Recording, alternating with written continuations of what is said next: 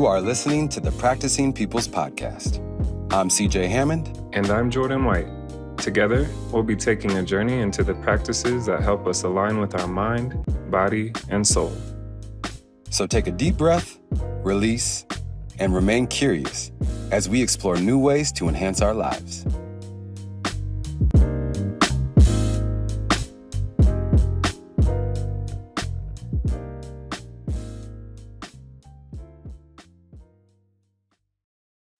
All right, welcome, everyone. We have today with us Nick Graham, a dynamic force in the world of competitive empowerment, whose journey is as inspiring as the athletes he supports. So, a former college athlete turned basketball trainer, Nick's passion for cultivating resilient and mentally tough competitors ignited in 2005. Battling his own disappointments when his basketball career didn't unfold as expected, Nick committed to supporting as many athletes as possible through their darkest competitive times, determined to help them discover the light at the end of their tunnels. Fast forward to today, and Nick's impact is vividly articulated by one of his many success stories. Demetrius Underwood, for example, a testament to the transformative power of Nick's coaching. Nick empowered me to build the mental toughness while providing the emotional support needed to thrive at the D1 and now professional level, Underwood says. Beyond his coaching prowess, Nick has seamlessly woven himself into the fabric of many competitive communities. A respected sports trainer with experience shaping the skills of college, professional, and even a handful of NBA players, a college coach, a published author, and a captivating speaker, Nick wears many hats. His journey from battling personal athletic lows to becoming a beacon of hope and perspective for athletes is worth sharing. And for Nick, it's not about the game. It's not just about the game. It's about cultivating a mindset that transcends the field or court. So whether you're a seasoned athlete or an aspiring author of your own success story, Nick Graham is here to redefine what it means to thrive in adversity. Nick, welcome to the show, man. We're so happy to have you. Man, I'm glad to be here, but man, that was man. Somebody needs a raise for that bio, man. That was pretty good. I appreciate the hype up. So thank you so much. Oh man, Nick, thank you so much for being on the Practicing People's podcast. We really appreciate this. One of the things that I'm curious about is in the bio, there is you are a steward to others for basically persevering and mental fortitude. But in order to come to that place, one probably has to go through some times that led them to be able to be a steward of others. Can you tell me a little bit about your journey and what led you to be able to be a person that could help others through that journey? What were those times like for you going through, whether it be dark times or good times? Can you tell us a little bit about your journey? I think my ability to be able to, in my commitment and my passion, I've dedicated my life to supporting, serving, empowering, and just being a teammate for people on their journeys. And to be quite frank, the reason that I do that and I do it so aggressively and so willingly is because I didn't have that. And, I did the best that I could do. And it wasn't good enough for me to arrive at competitive fulfillment. And I think that's jacked up, to be honest. I think with the heart that I had, the approach that I had, the work that I put in, I deserve to be fulfilled competitively. I think that our competitive experience, I think our life experience can be summed up in one word. What we're after is fulfillment. You know what I mean? Now, what fulfills me may be different than you. And then a lot of people don't know what fulfills them, and they don't know how to arrive at that fulfillment. And so I just kind of committed my life to be able to provide somebody what I didn't have. And what I mean by that is the mental fortitude, the mental resiliency, the tools to be able to overcome internal doubt, the tools to be able to overcome the external hate, the external factors, and all these things I didn't have.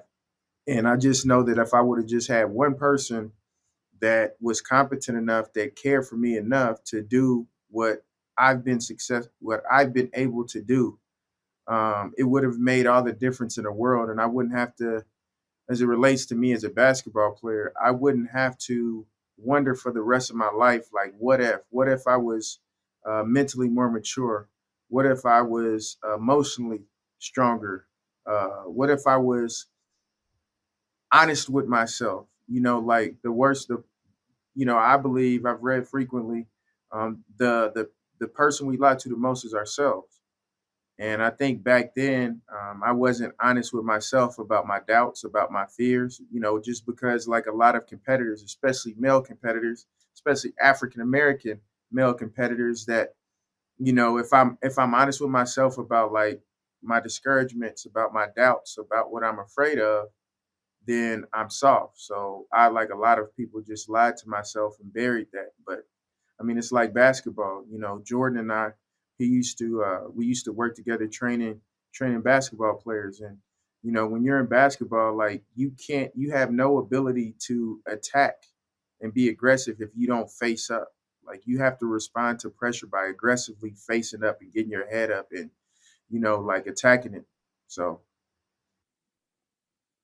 Oh man, that's yeah. There's quite a bit there, and it's inspiring that you've kind of gone down this journey of turning the not so fortunate circumstances, right? Like the not necessarily having the support that could have gotten you to new heights, and really turn that into a gift that you provide for others. So I'm curious if there's like a defining moment or maybe one or two things that happened along the journey that kind of were the catalyst of the switch. Like, okay, like I want to turn this into a silver lining, so to speak. Was there like a defining moment or two that you can think of?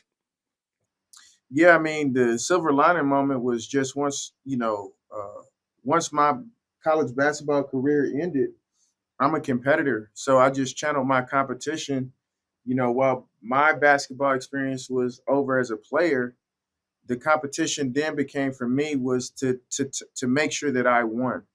And what I mean by that is just like I was just like, there's no way that I had to go through everything I went through just for it to end negatively. There has to be a purpose. And to me, so like for me, it was just like that was a purpose. So every time, like the young man that Demetrius Underwood, the quote that you read at the to introduce me, he actually, which was pretty dope, he wrote the foreword for my second book. But Demetrius is a thriving professional basketball player with aspirations of playing in NBA, and to know that when I entered his life, I was able to, like he said, create an emotional safe space, as he calls it, for him to develop the mental strengthening. And now, because of that, he's thriving. He's doing things that a lot of people didn't think he could do. And to be quite frank, he's doing things that he didn't even know if he could do. And so for me, it just validates that I had to go through that. I had to walk through that and know what that felt like, because it's different. Uh, you know, there's somebody that is dealing with uh, abuse, a spousal abuse.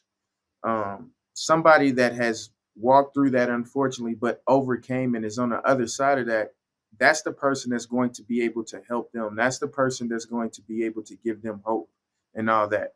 While while some of us that haven't experienced that, like we can, encourage them. I was telling somebody yesterday, like a young man that I mentor with, I said, you got to identify everybody that um, encourages you can't influence you. You know what I mean? They can't necessarily support you. And so for me, like with Demetrius, like his mom can, she can encourage him. His coach can encourage him, but they haven't been through some of the things that he's trying to overcome. And I have. I've been through that and been through the darkest of times with that. And so, because of that experience, because I didn't let that experience break me, one of my favorite quotes, I use it in my book all the time, is Nelson Mandela. It says, difficulties break most, but they make others.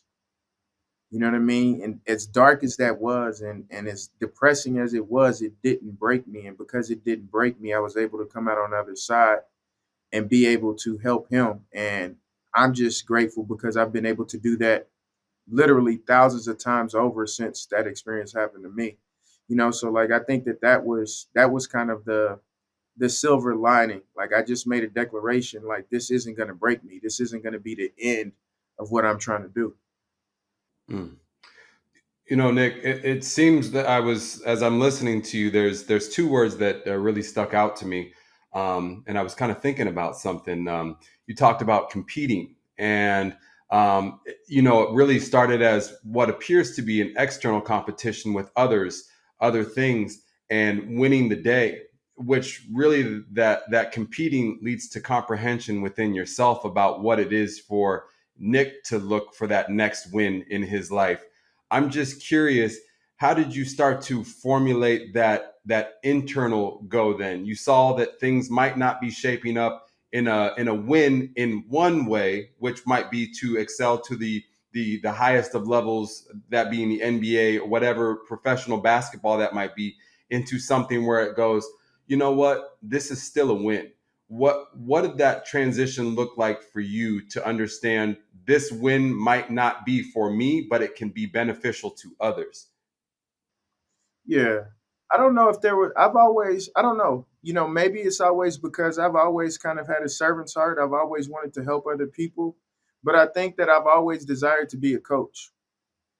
Like I've always, so I think that's what allowed it to be easier for me because I just looked at it like this is going to make me a better coach. You know what I mean? So I think that like had I not always desired to be a coach, I think it would have been significantly harder. So I just always looked at it like that. Because I know that you had talked about, when we did our little pre-interview, you had talked about being a steward of men, of young men specifically. That had always been something that you had defined as your purpose, really, for yourself. Yeah, I think that it's that's a complex question. Don't mind answering it for sure. I think that like yeah, like my dad was a coach. My dad's a coach for 28 years, so I grew up around coaches. I grew up around not just coaches but Hall of Fame coaches, and so I always those were my role models. That's what I wanted to do, and I wanted to I think that even now, a lot of times I think that people may think I'm a hater because in my mind, I've been so blessed to be around coaches like old school, teach you life lessons, develop you into a man, develop you into the best competitive version of yourself, coaches. And so for me, like I think that there's not as many of those because of the society that we're in. You know what I mean? I have and it's almost like I want to tell people in that standpoint, hey, it's not, hey, you got to understand. So my dad was a coach at Oklahoma State University from sixth grade until I graduated high school. The coach at Oklahoma State University, he's in the Hall of Fame. One of my dad's co-workers was Bill Self during that time, two-time national championship coach in the Hall of Fame. So it ain't my fault that I was blessed to be around Hall of Fame coaches day in and day out. So that's in my formative years, in my development years. So that was always a standard.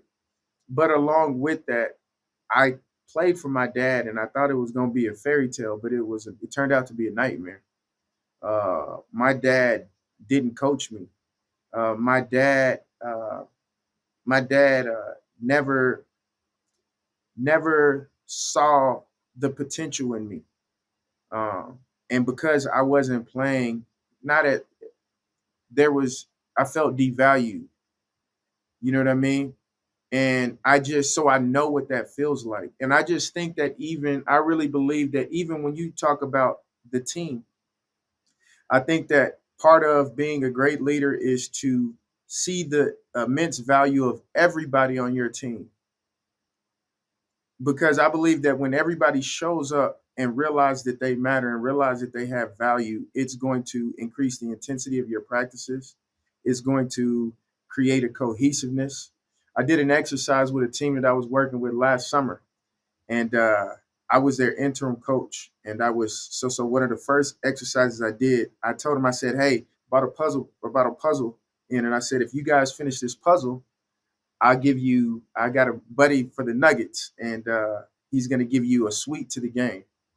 So they're doing, I said, I give you, 15 minutes.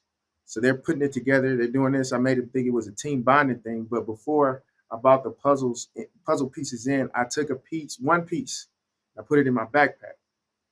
So they put it all together and they're like, well, there's a piece missing. They're looking around. And then I pulled it out and I said, are you looking for this? And what I told them, which was dope, that it landed with them because they kept the piece. I had them each keep the piece. And I said, we can learn a lot about puzzle pieces. I said, what if puzzle pieces had egos? What if puzzle pieces felt devalued? They wouldn't have showed up because, oh, my piece doesn't matter because I'm not a centerpiece or I'm not a corner piece or whatever. Or if they had egos, well, I'm bigger than the big picture. So, like I don't feel like I'm getting enough attention, so I'm not going to show up. See, the thing about puzzle pieces is for these pieces, each piece matters, whether it's a centerpiece, whether it's a corner piece, each piece matters. One piece may be bigger than the other piece, but if they don't have this uh, competitive harmony to understand that every piece is needed to piece the big picture, and while I'm needed, I'm no bigger than anybody else. You know what I mean? So like if I average 20 points and I'm on a team, I still need this person that doesn't play because he's practicing every day, because he knows the scouting report and he's giving me the look so I can go get 20 points. And so, there wasn't any of that with me, and I remember just responding to that by trying harder. And I would try harder only to get ignored more, and try harder only to get ignored more. And while like that's great for my resiliency, I think that affected my self-esteem. I think it affected my worth, and I think it affected my value, which at the end of the day turned out to be good things because it allowed me to, one, not attach my worth and my value to basketball. Two, once I came out on the other side, it allowed me to be able to value myself without, even if you don't know this. I met Anthony Anderson, the famous actor, world famous actor. This is crazy. I was able to share a Uber with him going from Denver to Boulder for a game, and he was just very, very gracious, and we just went back and forth, and he talked about his experience. And he said that when he goes and interview, or when he was going to get a role, he said, I never had a problem auditioning for a role because I had never had a problem proving myself to anybody on the outside because I've already proven myself to myself. How dope is that? How empowering is that? It doesn't matter if you don't see it today. It doesn't matter if you don't see it tomorrow. I know what I'm made of. I know who I am.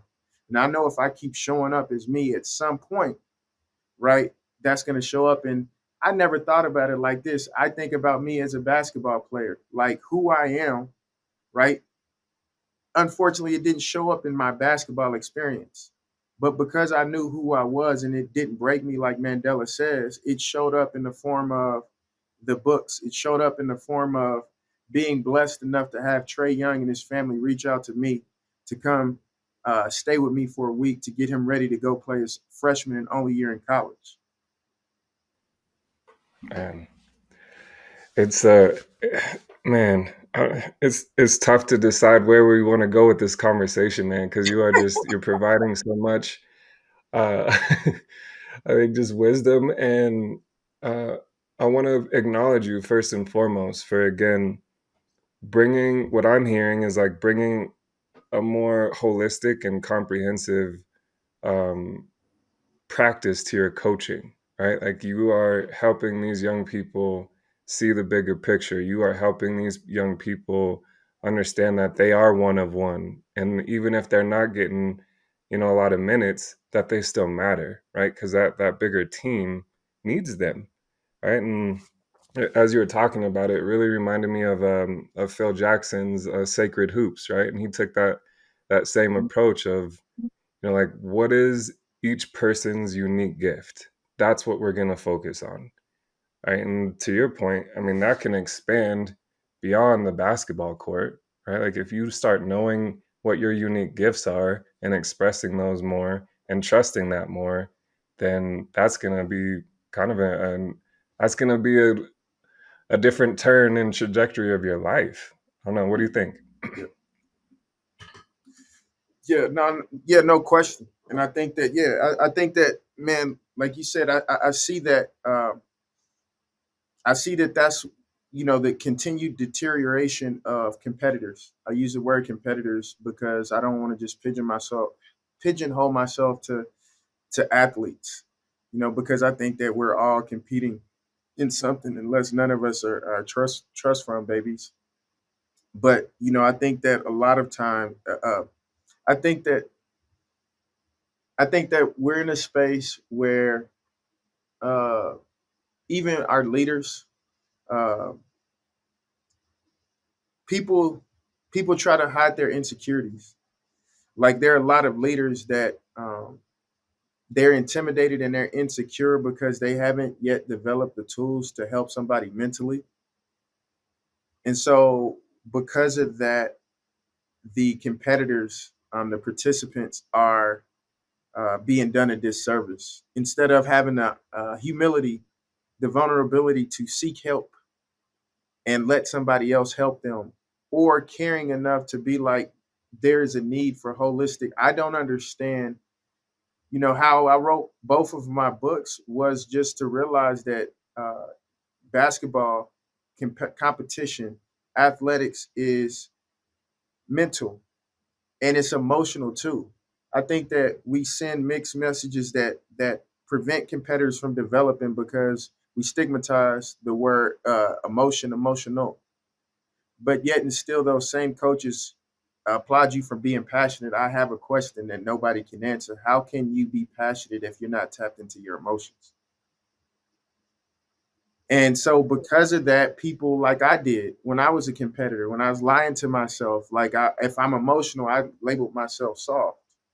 So I never dealt with those emotions. When you think about it, man, like being a competitor, like I think that a lot of the things that are at the forefront of like mental health, and stuff like that needs to be applied directly to competition. You know what I mean? Because when you talk about giving yourself space, giving yourself grace, and all this and that, when you are a relentless competitor, you're going to fail, and you're going to fail frequently. And nowadays, when you're talking about an athletic space, which is what I work out, not only are you going to fail frequently, you're going to fail publicly. Like so when we think about those, mental health words like being traumatized, you know what I'm saying? Do you know like procrastination is a trauma response? So what does that mean in your competitive journey? You know what I mean? So like you go out and you try that business and it doesn't work. You write that first book and it flops. You go out and you don't get the college scholarship and you have to go to junior college or you have to go to prep school. A lot of people don't show up because they're procrastinating, not because they're lazy, but because they haven't dealt with that trauma. And on top of that, now they're being labeled lazy. Now they're being labeled as somebody doesn't want it. No, they're just hurting emotionally and they haven't dealt with it to rid themselves of all that so they can be the competitor that they need to be. Mm. So Nick, so one of the things that I kind of find some synergy on here is one of these quotes I've gotten from my lifetime was fail often and fail forward. Mm-hmm. Because how do we learn but to continue to perhaps make adjustments as what we call failure? How do you, as a steward of these young men, a coach, a leader, how are you giving them Yeah. practices that you instill in yourself that allow Yeah. them to be the emotional people that you talk about, Mm-hmm. that understand the lessons, that are processing, but Mm-hmm. continue to quote unquote fail forward? Yeah. Yeah. No. So one of the things, I think that as a leader, I talk about my failures. I showcase my failures. Even when I do drills, little things, right? So when I do drills, I'm not like, I see trainers and they're so uptight when they demonstrate a drill, they go so slow because they want to mess up. I mess up all the time, and I do that with intention because I know that they know that I'm a good player. And so when they see me mess up and I don't even blink, I don't even budge and just pick the ball up, they're like, "Oh, what message is that? What message is that sending to them?" See, in my book, I talk about the windshield phenomenon. The windshield phenomenon came from Daniel Cole, who wrote the Talent Code. He said, "Stare at what you want to become." Right. And so for me, like, I'm putting myself in their windshield. They say if you stare at something long enough and intently enough, you'll become that. So showing them that failure is a part of it. See, the thing is again, going back to leaders and coaches sending mixed messages. Oh, I don't care if you make a mistake, but when you make a mistake, what's their body disposition? What's their body language and all that?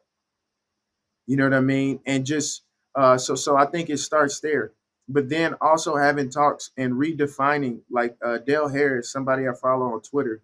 Man, there's so many dope people on Twitter that don't get the love that they should. And she's one of them, Dale Harris on Twitter. But she said failure is an event, it's not a person.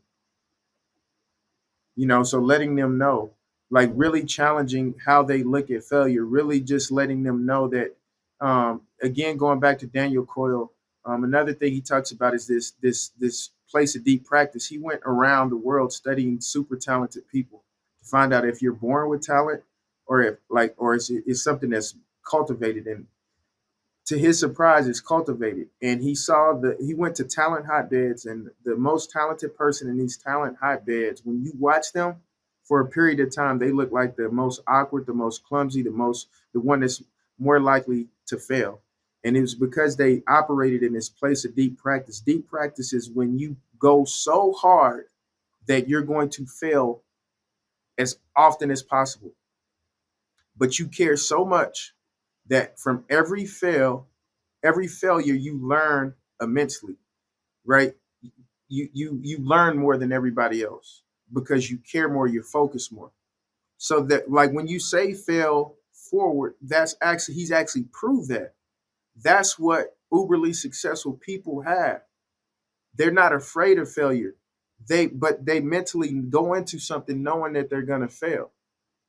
So when they fail because they care and they've developed an intelligence, that failure is the very reason that they are where they are. They fail their way into becoming a GOAT.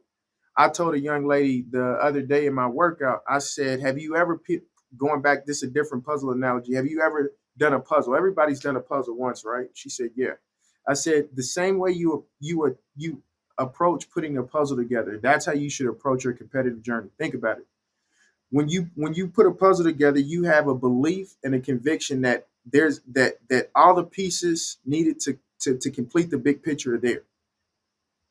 Then once you do that, you don't expect to piece it all together and it's just going to work. You know that you're going to go and you're going to try to put this piece together and it doesn't work. You may attempt to piece two pieces together for 10, 15 times and it doesn't work. Does it frustrate you a little bit? Absolutely. But does it affect your aggression? Does it affect your belief that you can piece together these pieces into the big picture? No. You know what I'm saying? And you also understand that it's almost like that deep practice. With every time I piece this together, even though I quote unquote fell and it didn't work, I'm closer to figuring out which pieces fit. And then the last part is their determination, right? Think about it, when you never thought about it, but when you decide to put a puzzle together, there's something in you say, damn it, like I'm gonna sit here until this puzzle is done. Isn't that how we should approach our competitive journey, right? One, like, and that's what it is when you read the books, right? When you study the podcast, when you have the experience, it's you making sure that I've got all the pieces I need, but you still have to put them together. So I think that just kind of like giving them things like that, I consider myself a perspective coach, and changing their perspective about failure and their approach to failure. And it's something that we shouldn't avoid. It is normal. But the other part of it is I think that you have to surround yourself with ambitious people that are going after big dreams, because I think a lot of times there are people with an ambitious spirit that work hard, but they surround themselves with people that settle for less than, so they're not going to fail as much. So because they don't fail as much, because they play it safe, when they see you failing frequently, they're going to give you energy as though you're a failure. Like, bro, what's wrong with you? Like, you need to get your stuff together. Like, blah, blah, blah. Hey, look at me, bro. You playing safe. You swimming in the shallow end. I'm out here with the sharks. I'm in the deep water. So you can't, and again, that's why I said you can't, everybody that supports you can't influence you. If you've never committed to going after something ambitious, if that's not your lifestyle, if you don't have standards of excellence and you're not ambitiously going after it, you can support me. But bro, I'm sorry, but where I'm trying to go, you've never been. So you're not qualified to give your input. They're the ones giving up on the puzzle, three Exactly. puzzle pieces in, not trying. I got, just so you know, I got a puzzle right over here that's getting ready to be started. That's one of my hobbies. But it Yeah. does give that mental fortitude. It is that exercise of the mind to go, I know it's all here, right? Yeah. And you might have taken a piece from me, right? But I know this is all here to complete this thing. It's just going to take me some time and Take time. some failure. Yeah, Some failure. exactly. And But you I'm know what's piecing. crazy, Nick? And I think about this, Jordan, forgive me. I think about, this age of Instagram where we didn't grow as athletes, we didn't grow up in that. But every time you're going to post something, most often it's going to be the final picture that you put Mm. together of the puzzle. So no one gets to see your failures. And I'm not sure, do you see your athletes, do you find that Yeah.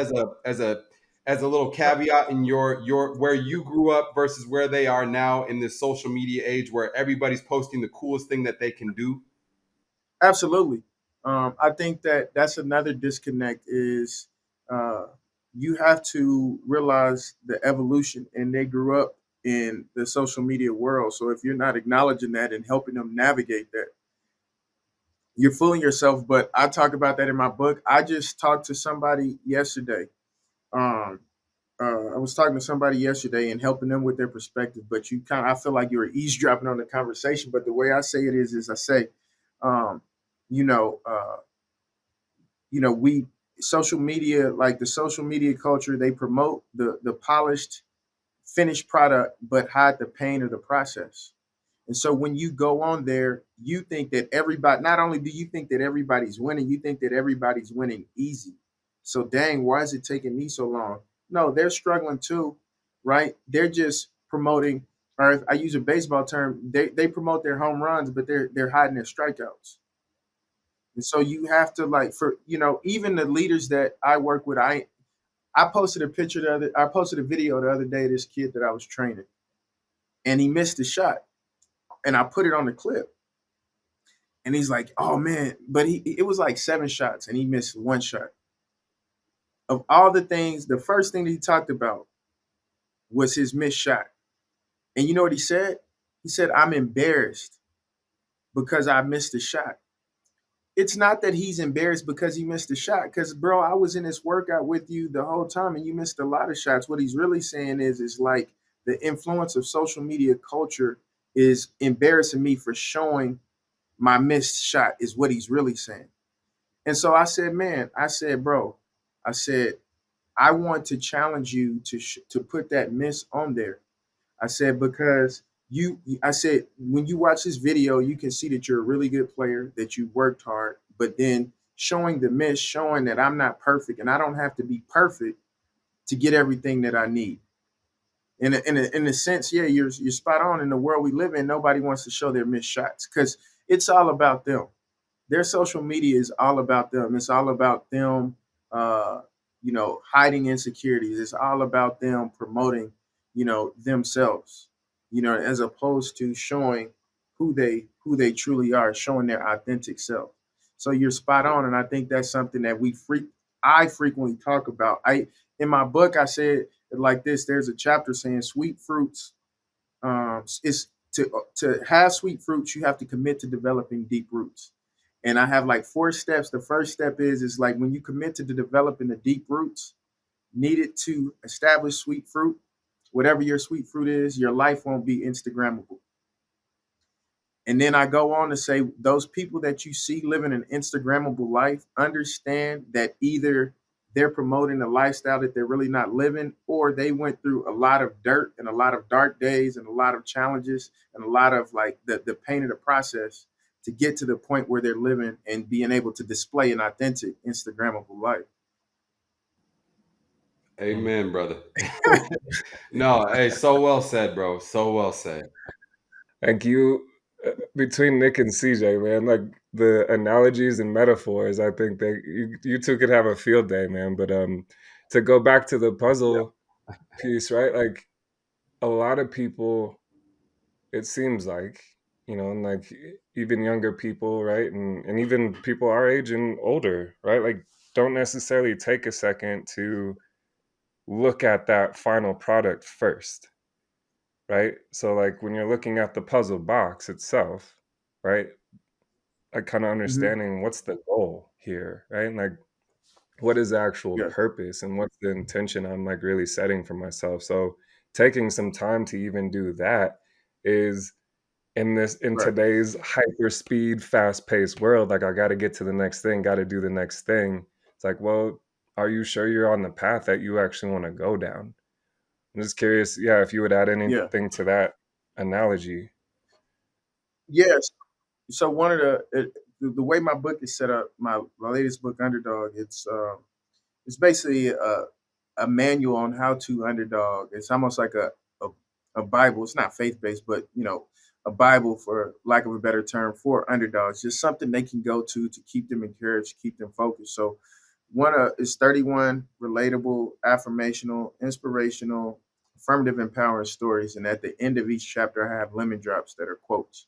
But one of my favorite quotes that I use is, "The world makes a way for a man that knows where he's going." Like when somebody works out with me, I frequently ask them like, "Why are you here?" And they think I'm being an a-hole, but no, like, why are you here? And it's really like not necessarily, I don't need you to answer that for me, but you need to answer that for yourself. You know what I mean? Just understanding like why you're here. Even going back to the puzzle, like when you go to a puzzle and you look at a puzzle and it's like a kid puzzle with 15 pieces, or it's like a puzzle with 1,200 pieces. Like when you see that box has 1,200 pieces, to your point, like you're automatically prepared. Like this isn't going to be an easy journey. This isn't going to be a long journey. There's going to be a lot of mishaps. There's going to be frustration. There's going to be periods of annoyance, as opposed to like if you was helping your niece or your son put together like an 8-piece puzzle. It's like, I do this, man. I just do this, like keep it moving.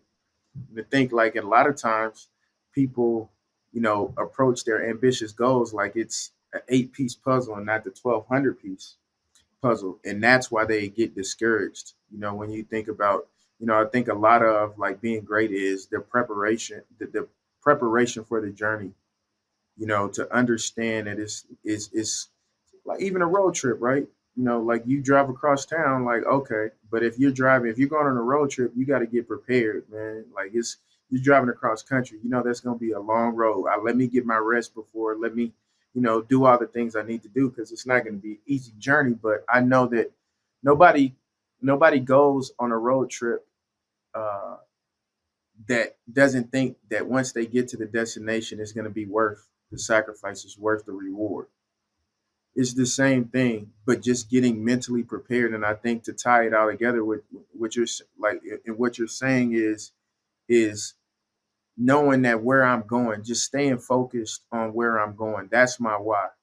You know what I mean? Because at the end of it, at the end of this journey, like it will be worth it. It will be worth the nose. It will be worth the failure. It will be worth the isolation. It will be worth being misunderstood. It will be worth all those things. Something that we talked about, Nick, in the pre-interview that kind of goes along with this, and if you don't mind expanding on it, you talked about you are a man of faith, and you talked about this preparation for the journey, and you just recently just now spoke about those deep roots. Could you perhaps expand upon your faith and the practices that you instill that allow you to set those deep roots, and allow you to prepare for this journey? Because life is quite a journey, and you've already been, through a lot of things. But can you talk about that practice and kind of how that instills some of these core principle foundations in you? Yeah, no question.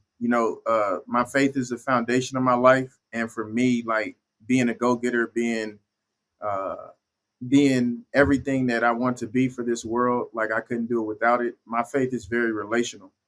And it's through me being this ambitious underdog climbing my mountains that it became relational, it became personal, it became the priority. For me, my faith keeps me grounded, it keeps me encouraged. It is the source of me being able to give myself love, let go, be able to forgive myself, the source of strength. And so, because of that, for me, my practice when I wake up in the morning is to make time for that. And it's extremely, extremely hard because the world that we live in tries to rob you of the space, at least rob me of the space that I need to make that the priority. But without that, there's no way I could handle success. Like I would spend so much time without that.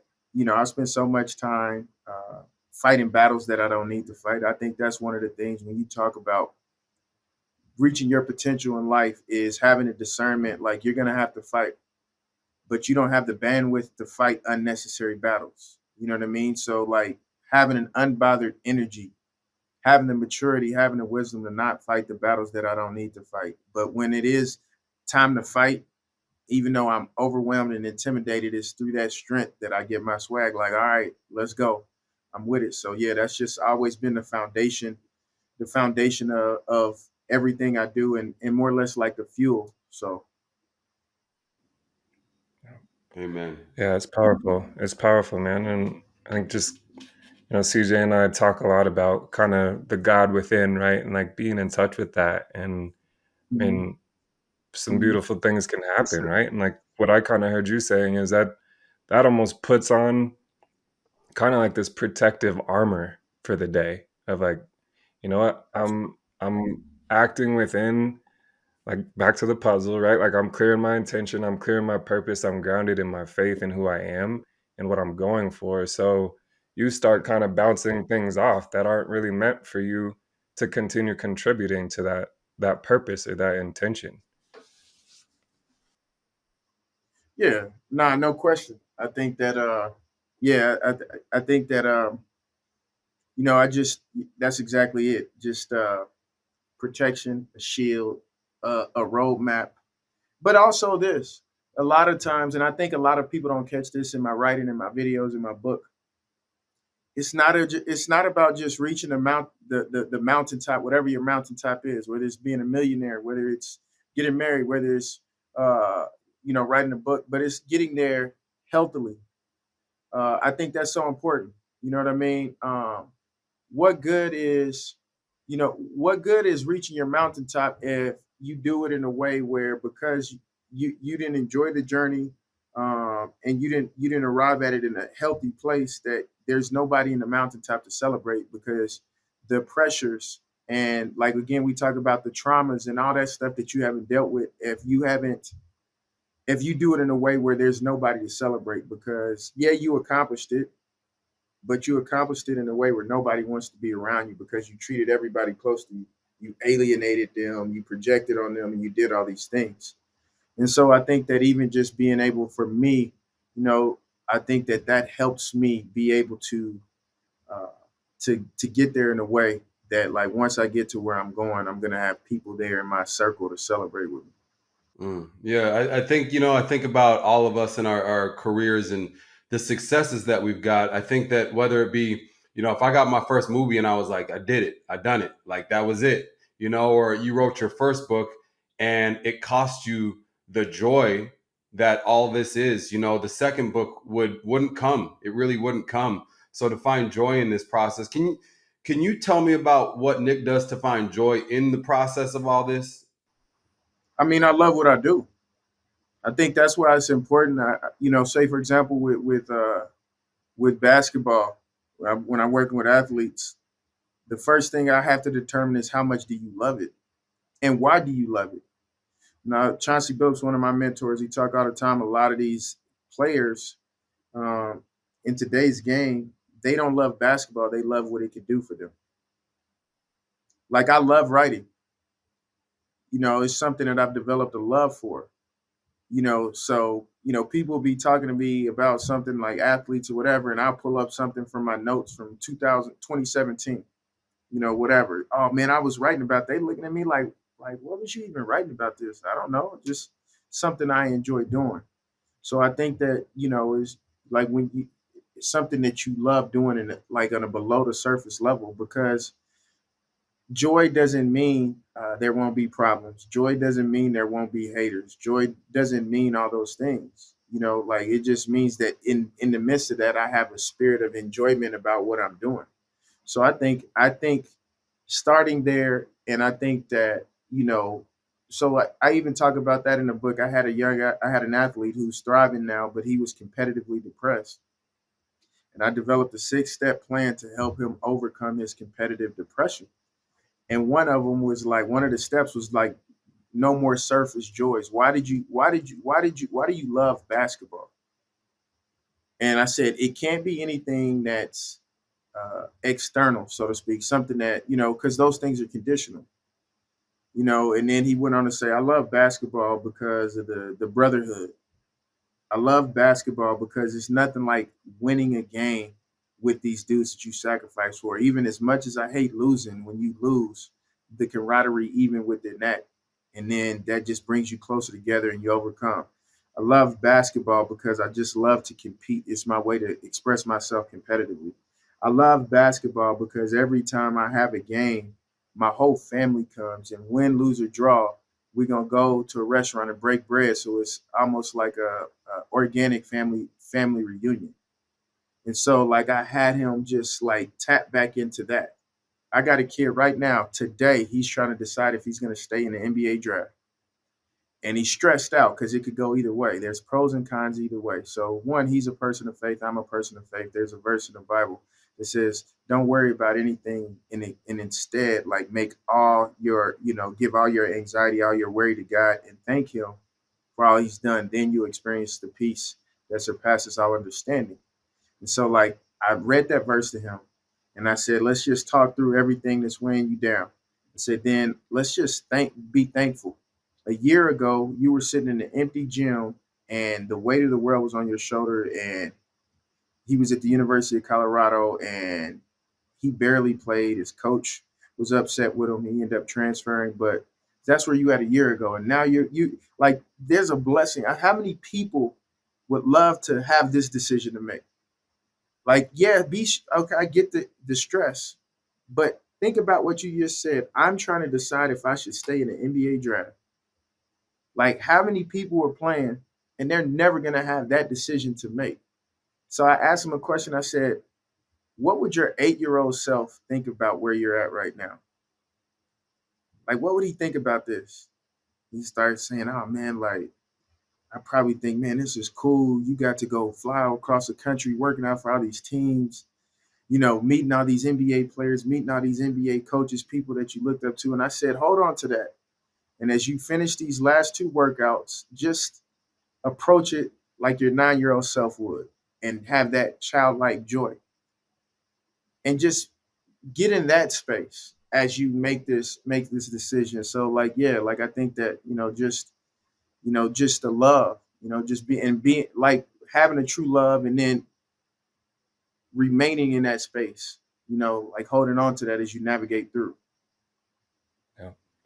Well, and that completely supports what you said earlier about there's so much emotion connected to this, man. Like when it comes to competing at a high level, and that like it's almost the most extreme levels of emotions, especially when you give the example you did of your family's involved. And I love the brotherhood and like all of that, right? Like there's so much to it. So I'm just wondering for you, Yeah. as you kind of think about some of these practices that you've gained along the way, Nick, and it sounds like a lot, man. Very, very grateful for all that you've shared. And just wondering what you think, like in what ways do you believe that someone going on their own individual growth path can contribute to creating just like a better community, society, world at large? What are some thoughts you have about people seeking out their best selves and how that can actually contribute to making the world a better place? I think that in and of itself does. Again, think about that windshield phenomenon. Uh, Fabulous says in a song, he says, the trenches you grew up in need to know you can win. Sometimes the most courageous, the most loving thing you can do for the circle around you is have the courage to elevate. Somebody in that circle got to take the step and put pressure on the people around you. It's just like, I'm like, at the beginning of this year, God like was speaking to my spirit, and he's just like, get ready.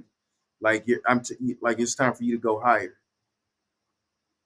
Now, when I go higher, the people around me, they got a decision to make. Once I determine that I'm going higher, you know, they can either stay the same, and obviously that's going to change the dynamic of our relationship, or they can go higher. You know what I'm saying? And sometimes there's somebody somewhere, and the reason that they're a millionaire is because somebody in their circle decided to go higher before them, and it caused a fork in the road for them.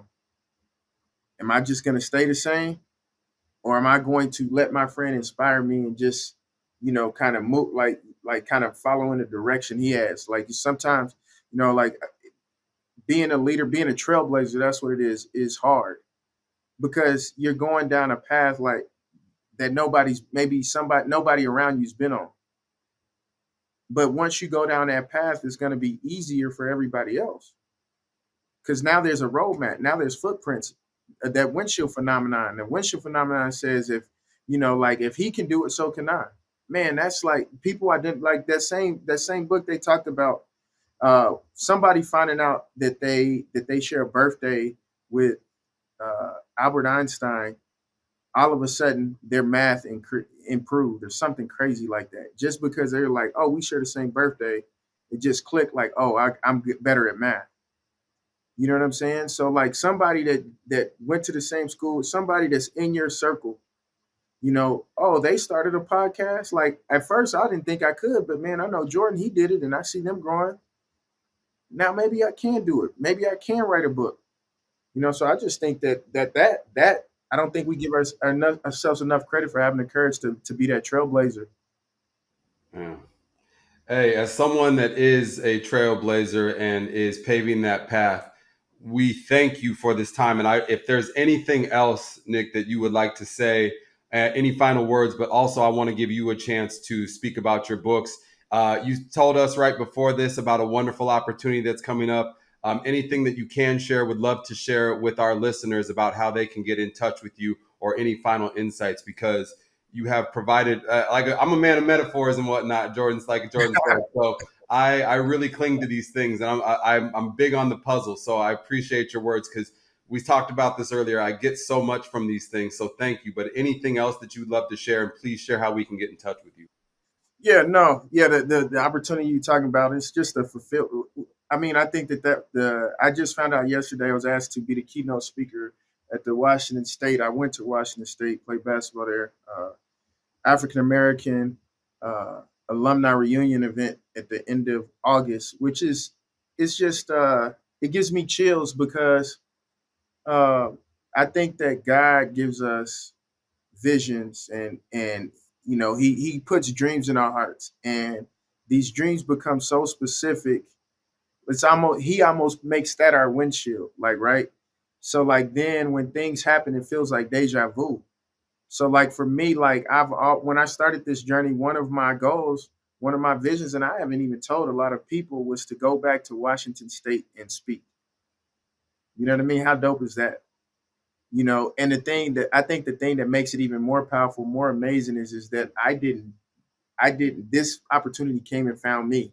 It's not like I pitched them and did all this. So like it's just very rewarding, and I just hope that encourages people to just keep showing up.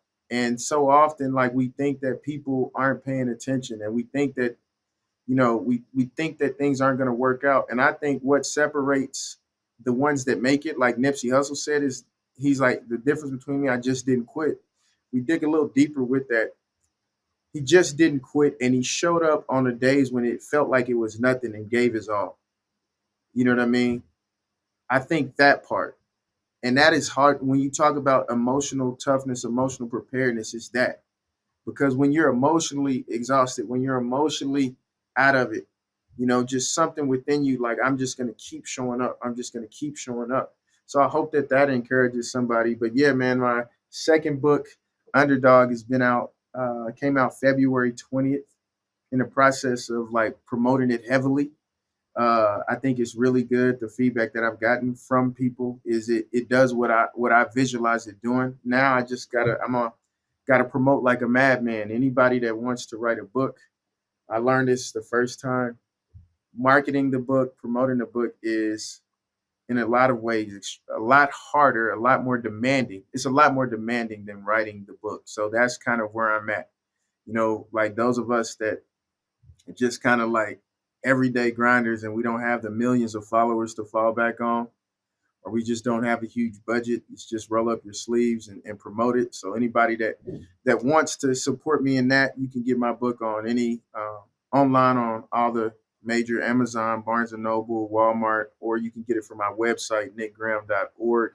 And just about that book, like I said earlier, just to expand on it, if you feel like you are an underdog, and if anybody that doesn't think that they're an underdog, I think that there's a more important question to ask. I think that, we should, a life well lived, if you're blessed enough to have health, a sound mind, and resources, then you need to apply those to do the things that people don't think you can do. That's what an underdog is. It's a competitor that appears to have no chance to win a fight. And if you go through your life only signing up to win the fights that you know you can win, or the fights that you think you can win, you're going to get to the end of your life and realize that it was probably a wasted life. So I feel like this book, because of that, can serve and support and encourage anybody. So yeah, man. And lastly, for me, like, kudos for you for doing what you guys are doing. Same thing that I kind of just said earlier, just keep doing what you're doing and know that, it's affecting people, it's impacting people. And even though they may not reciprocate it and express it, I'm sure you guys have found this with the things that we do when you're talking about this deep dive, introspective stuff, emotions, mental and stuff like that. People receive it, but they're not always comfortable expressing, or don't even know yet how to verbalize their appreciation. So. Yeah.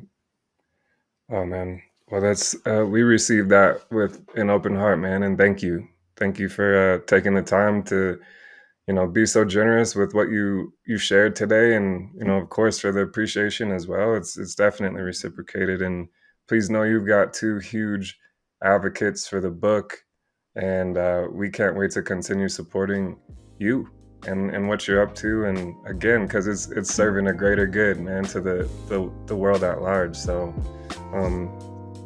you're welcome back any time, and we can't wait to have another discussion with you, man. Yeah, for sure. Thank you, guys. I appreciate it, man. Thank you for joining us today on the Practicing Peoples podcast. We hope you found our conversation inspiring and thought-provoking. We appreciate your support and passion for personal growth and self-improvement. To help build the Practicing Peoples community, please follow us on Instagram at Practicing Peoples Podcast for updates, behind-the-scenes content, and engaging discussions. Liking and sharing our posts will spread the word about the podcast to others who can benefit from these conversations. You can also reach out to us at our website, www.practicingpeoples.com, for more materials and ways to tap into the community. Leaving a rating and review on your preferred podcast platform is a valuable way to support us and help potential listeners discover our show. Remember, personal growth is a journey we embark on together. Let's build a community where we uplift and inspire one another to achieve our true potential. Thank you for being part of the Practicing Peoples podcast family. And until next time, keep practicing and keep growing.